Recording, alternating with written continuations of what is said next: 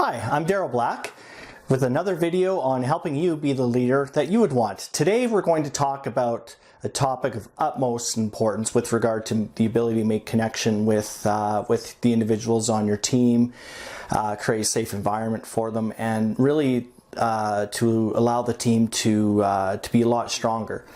And that is the topic of trust. So please share, comment, and like the page as much as you can. I'd certainly appreciate it. So, trust. This is a tremendously complex topic, so we're going to hit on a few key points. Otherwise, we would be here pretty much all day and night for several days and nights.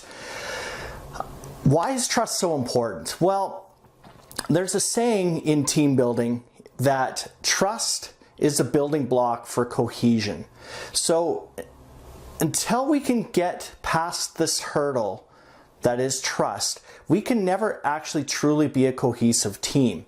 And we can never truly make a strong connection with another individual. And as leaders, we've talked about one of the things that we need to do is make connections with the individuals on our team, and then also the team in general. So it's really important for us to know a little bit more about what trust has to do with leadership and building those connections. I'm going to give you, I think, about 4 things to build trust.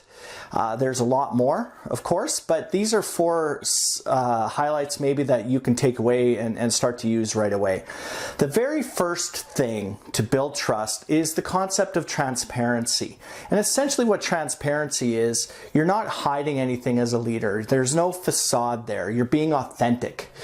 And the reason that's so important is because human beings are inherently afraid of the unknown. And it goes way back into caveman days where the fear of the unknown is very much hardwired into our DNA. And that was great because cavemen back in the day, if they heard a noise in the bushes, I didn't want them thinking that it was actually food that was being prepared for them and they would just have to go in and grab it and we're all good.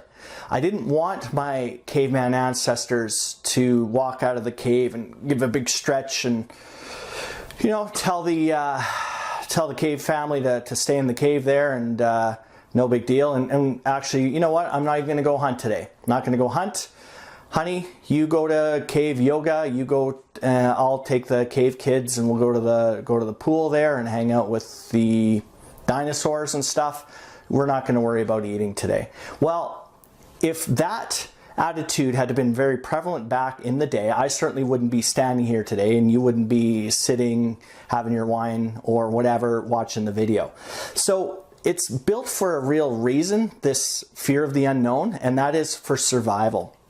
Well, when it comes time to make connections though, if there's something that we don't see or something that we can't understand, we're inherently distrustful of it.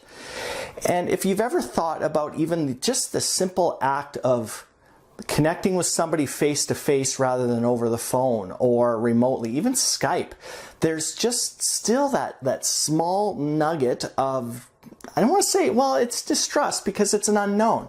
Nothing replaces the face-to-face contact, a handshake, something like that. So as leaders, we want to be as transparent as possible. We don't want to be hiding any kind of agendas. We want to be very open in our communication, which we'll talk about, but essentially have a command climate, a leadership climate that encourages and nurtures transparency. Because as human beings, what we don't know stresses us out, and we're naturally distrustful and fearful of it. So transparency is one of them, one of the ways that we can build trust. The second way is somewhat related, and that is honesty. I don't think there's anybody on any team that expects you to always tell good news stories as a leader. So sometimes we're a little bit, maybe we tend to be a bit dishonest because we're worried about the effect it will have on people. Well, going back to transparency, if we're dishonest, then we're not being transparent. So it's really important to be honest with the individuals on our team and the team in general.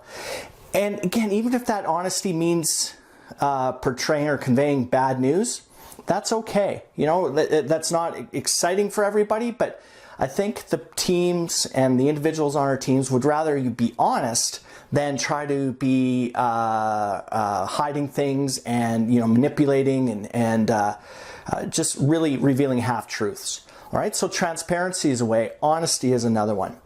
Vulnerability is the third.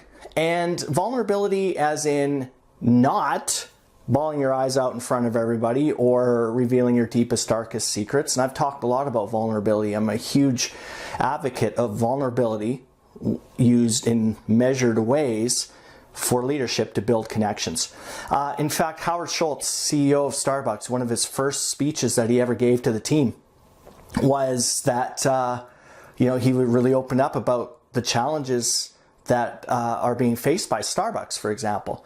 The new CEO of Uber, went over from Expedia, and in his parting letter for his Expedia employees, first line of his email was, "I'm really scared."